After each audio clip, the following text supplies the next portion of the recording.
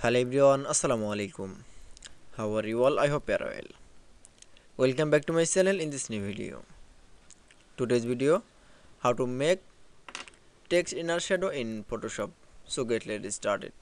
At first open your Photoshop document. Now you can say make text inner shadow. Now going to the toolbar option. Now select from text tool option. Now select. Now type your text. Now resize the text. Now keyboard press from enter. Now you can see then going to text layer option. Now click from mouse right button.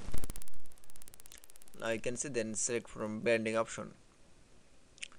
Then click from inner shadow option. Now select from inner shadow. Now click. Now select from color. Now click OK. Now noise in 86% and opacity, distance and size. Now click OK. That it's. Now I can say text make inner shadow in Photoshop document is very easily. I hope you enjoyed the video.